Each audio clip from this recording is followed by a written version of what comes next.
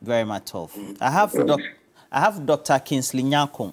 He's now with the status of professorship. So let me just appropriately address him. Professor Kingsley Nyako. He's a member of parliament for Kwadaso constituency.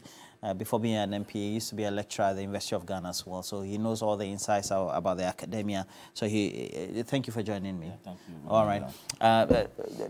Dr. Adu Owusu Sarkodie, what were your key takeouts from what the finance minister said by way of the review mid-year of the budget for you? Right. We know this was the first opportunity he had to revise anything post the IMF program. And therefore, most of the revisions were made because of the program and some of the things, the key pillars in the IMF program. And the part two, usually finance ministers ask for supplementary, after they revise figures, they ask for supplementary estimates. But this time around, the minister did not ask for any supplementary estimates. He just came to revise the figures. But this is not the first time that a finance minister has not asked for supplementary estimates. So if he doesn't see the need for any supplementary estimate, he wouldn't have to. But if there's no extra funds to appropriate, to ask for the mandate from the Parliament House to appropriate, and there's no need for it. So the revisions, first on the fiscals, I saw that because of the large front-loaded fiscal consolidation or the fiscal adjustment, which necessitated the revisions to revenue and expenditure and the corresponding effects on GDP and the rest. So the front-loaded fiscal adjustment, the government of Ghana, per the IMF program, is expected to reduce the budget deficit by 5.1 percentage points, not percent, but percentage points. In other words, we ended the year 2022 with 11.8% budget deficit. And so if you are to reduce it by 5.1 percentage points, you're talking about 6.7% of GDP. And this reduction of 5.1 percentage points in 3 years to 3/4, which is 70%, 75% of that is supposed to be attained this year. So out of the 5.1 percentage point reduction in 3 years, they expect the government of Ghana to reduce 3.8 of it this year, which is 75%. So that has also caused a number of revisions, especially with the downward revision of the GDP growth rate. Okay. Because if the government expenditure, because we want the government to reduce or narrow the gap between revenue and expenditure. So first of all, we realized that government introduced a number of taxes even before the IMF program. We got the IMF program. And this was to ensure revenue, mobilization, increased revenue mobilization.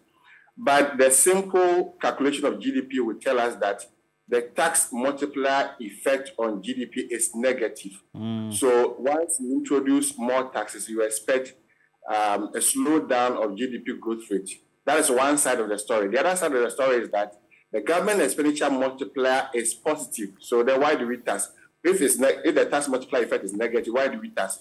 So you tax with the hope that the positive government expenditure multiplier would grow the GDP in the coming years. Okay. But the government expenditure was also cut by 20 billion Ghana cedis. So on one hand, you are increasing revenue through a tax, and tax multiplier effect on GDP is negative. On the other hand, you are reducing expenditure, which has positive implications on GDP. You are reducing that positive side by 20 billion. The expenditure cut was 20 billion for this year. So I wasn't surprised at all that the GDP growth rate was revised downwards from 2.8 to 1.5. But I must say that, Roland, we are educating ourselves. The GDP growth rate revised downwards from 2.8 to 1.5 does not mean that the GDP is contracting. I've heard this from some commentators, but I think we have to correct it. It's like driving a car and reducing the speed of the car. It does not mean that you are reversing.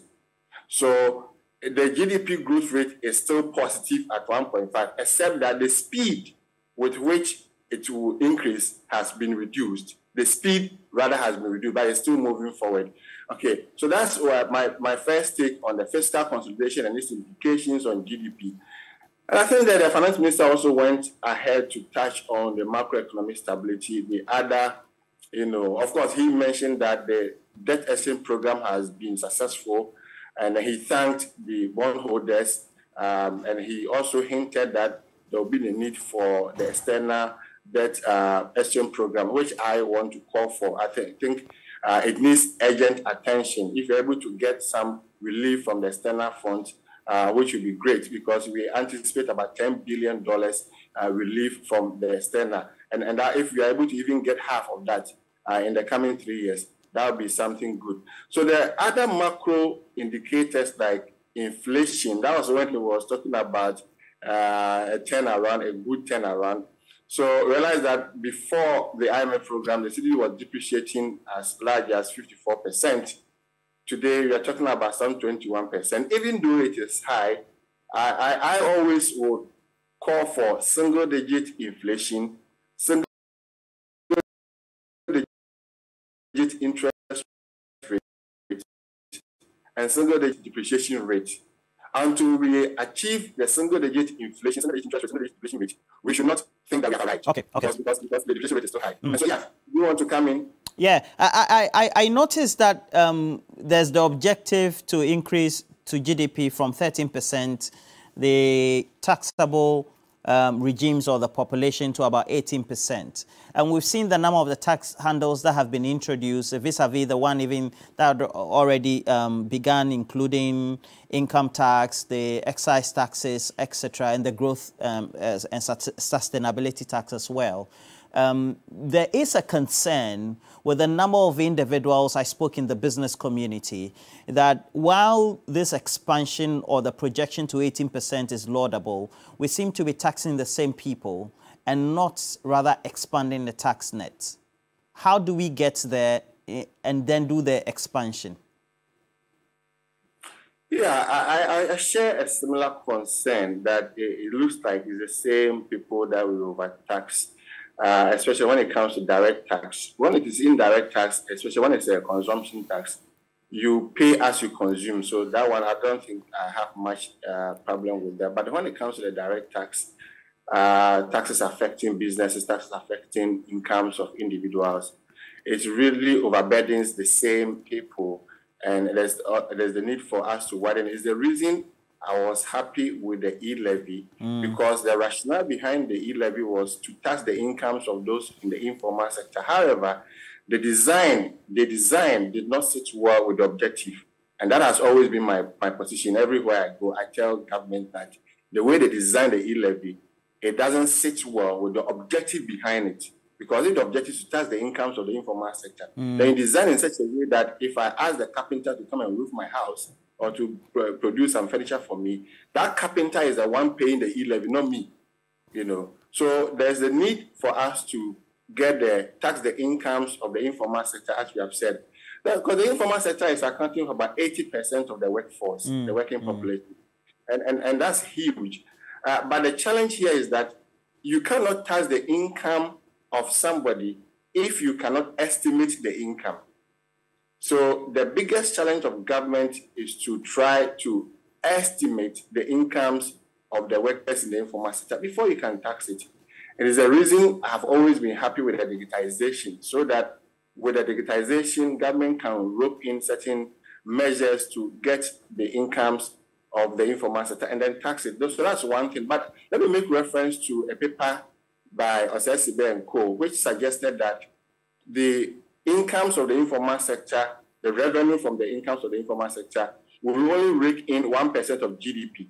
So if today's GDP is around 500 billion cedis, then we are talking about just 5 billion Ghana cedis revenue to be collected from the income, from the taxes of incomes of the informal sector. But I must say that this paper was done in 2016. So maybe by 2023, things would have changed because of the digitization, etc. So even if we are estimated to be 10% of GDP, that's about 10 billion Ghana cedis. And it's not too little, because the free SHS is costing 3.2 billion. So that's about 3 times the cost of free SHS if we can get the incomes of the informal sector. Correct. Number 2 is the tax exemptions bill. Again, it has been estimated that it costs the government 5 billion Ghana cedis annually. So we have to, Parliament, I'm happy you have the parliamentarian in your studio. You can ask him why the delay in the passage of the exemptions bill, because it's going to help us with some relief.